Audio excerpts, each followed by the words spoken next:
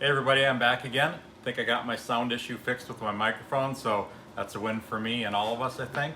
So I wanted to, before I get into this week's video, I wanted to just kind of correct something from last week's video. I showed some multi-codom snakes in last week's video, and one of them I called a GHI Mojave Yellow Belly.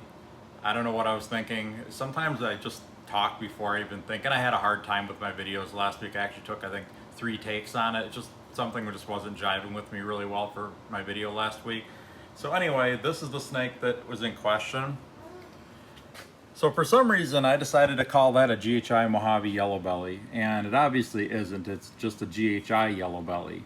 So I just wanted to correct that. You know, we all make mistakes, and for me, it's mostly just about having too many different genes rattling around in my brain, and I don't think them through sometimes. But anyway, that's just a regular GHI Yellow Belly. That'll go into a freeway project at some point here. So anyway, enough with that.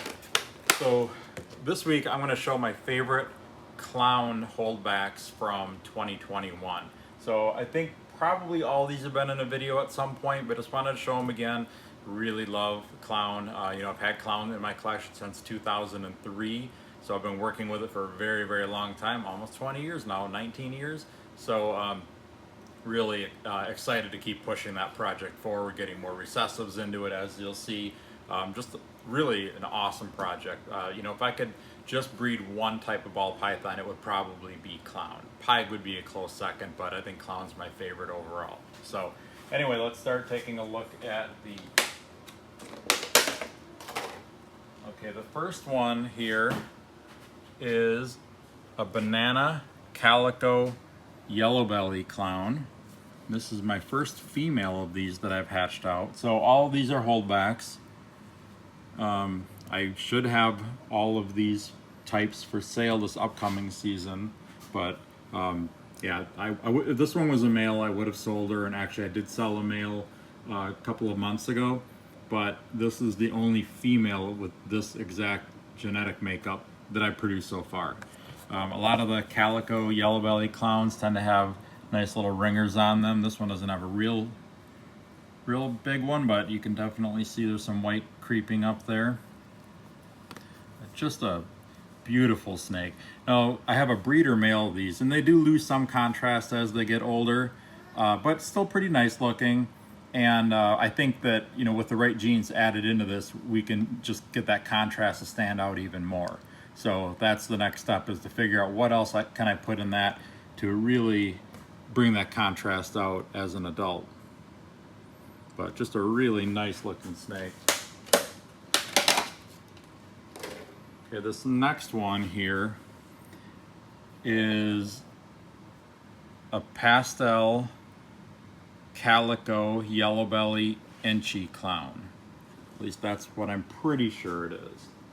It may even be a super pastel, but I think it's just a regular pastel. It's definitely Enchi, definitely calico. Almost positive there's yellow belly in that. So this one's a male. I held back a female like this as well. So I'm hoping to breed this. I'll probably breed this as something relatively simple so I can pull out all the different genes and verify what I think this snake actually is. But really nice. I mean, the version of this without Enchi in it is awesome looking as an adult. And the Enchi just cleans up the pattern so much more. It makes it not quite as busy as if it didn't have Enchi in it, but it's yeah, just the pattern on my other one really stands out a lot. I've shown him in numerous videos over the last couple of years. Okay, so that's the second one. I have 10 of them here too, so got a lot of cool stuff to look at yet.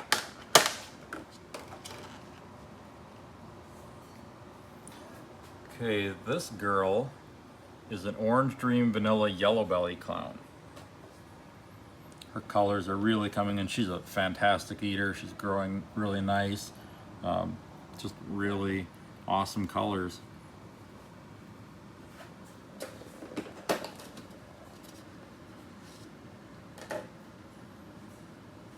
And what I'd like to breed this one to is another Orange Dream Vanilla clown. I've got a male that has everything in this one except for yellow belly, and I'll breed those two together to make the Super Orange Dream Super Vanilla Clowns. And I've seen a Super Vanilla Clown in the past, and they are wild looking, really, really, like, just looks like he took an eraser to their head and just wiped it right out. Really cool snake. So here's another Orange Dream.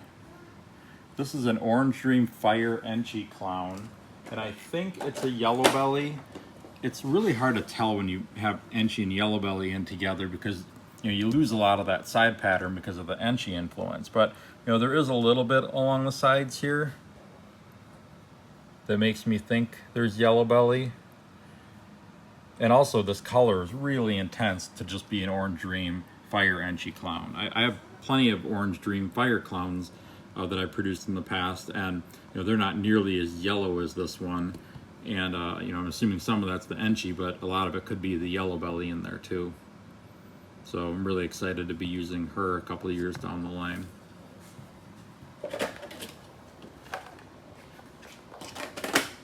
Okay, then we'll get into some of the darker genes. These aren't extremely dark animals, but they have darker genes in them. This is a butter mahogany clown. So it's a lot darker than a regular butter clown. It's got a little bit more striping down the back, of course with the broken stripe down the center.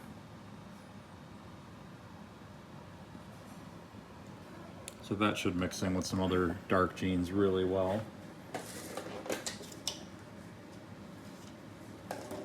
And then here's another one.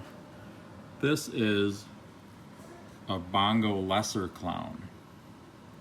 So quite a bit of difference with these. This one has a much busier pattern, then it's got the typical Bongo Clown head with a little striping on the back of the head here. That's very typical of Bongo Clowns. I really like Bongo Clown stuff a lot. I mean, I'm telling you, it's going to be a great project to get into. I think there's so much potential with mixing things together. I don't even think the Super Bongo Clown's been produced yet. Maybe it has. I'd love to see it if it has been. But yeah, I think there's a ton of potential, with all the dark genes mixed together with clown and making the pattern darker and busier. I think that's the general trend that most people are taking. And, I'm kind of along on that bandwagon too.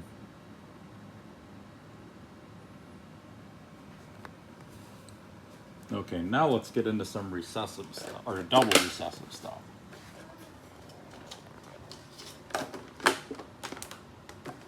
Okay, first double recessive is my pastel desert ghost clown. He just hatched a few weeks ago, and honestly, he's been a little bit of a issue with feeding. Not very consistent so far. I'm sure he'll kick in and get going and put on size quickly, and I'll be using him for breeding in the 2023 season. But yeah, so far he's been a little bit frustrating, but he's just going to color up more and more as he gets bigger. He will be fantastic as an adult.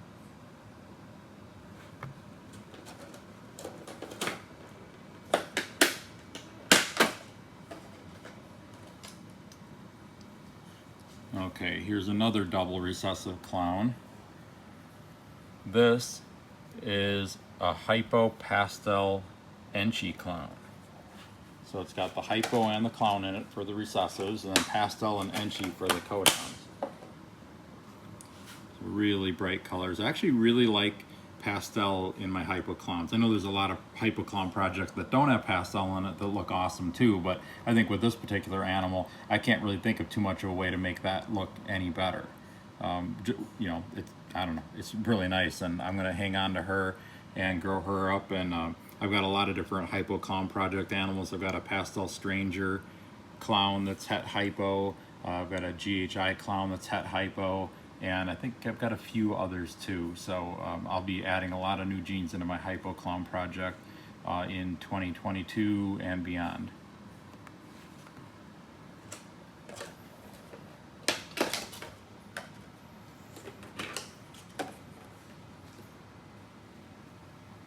Okay, here's the next one. This is a banana genetic stripe clown. Genetic Stripe Clowns, one of my absolute favorite projects. I think I say that about a lot of different things, but this is very true in this case. You know, there's really no way to combine other morphs to make this type of pattern to look like this. It's just really cool. I've got a couple of visual G-Stripe Clowns breeding this season, so I should be able to produce a lot of different G-Stripe Clowns and combos of them this upcoming season. Really nice.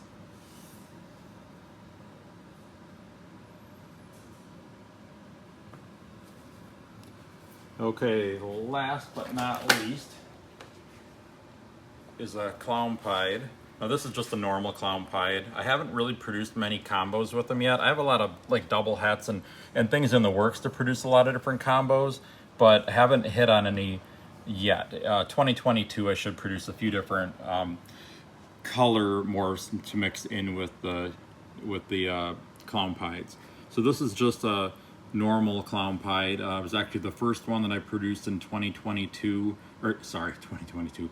Yeah, he's like a week old. No, he hatched in, I think it was June of 2021, and he's really putting on size well. And I've actually just started putting him in with females. Haven't seen any activity yet, but I needed another clown pied male in my collection because I've got a lot of different like double het females, clown het pieds, pied het clowns, and clown pied females, and I just don't have very many males to breed them. So I decided that since this guy hatched so soon or so early in the 2021 season, that I would raise him up and get him going into projects to breed some of those females. So to me, clown pieds, you know, I don't think that there's too much of a better project out there than this. You know, like the Genetic Stripe Clowns, like the Desert Ghost Clowns, Hypo Clowns. I mean, clown is where it is. Everything you mix in with it turns to gold, and I don't think this is an exception. It's an awesome snake, and I look forward to producing a lot more of them in 2022. I'm also going to be producing more like pieds that are het for multiple other recessive genes. You know, I think that getting Ultramel into this, Hypo, Desert Ghost, you know, there's so many different things that you can do with this base here.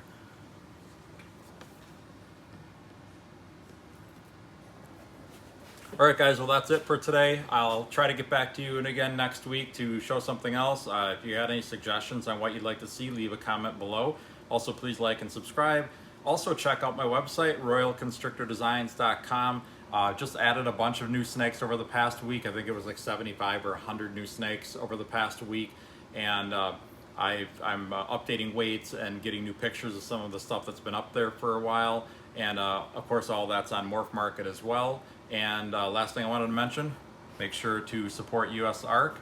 We need our rights protected as reptile owners and keepers and breeders. So please help us out and support US ARC. And I will be back again soon with another video for you. Talk to you soon, guys.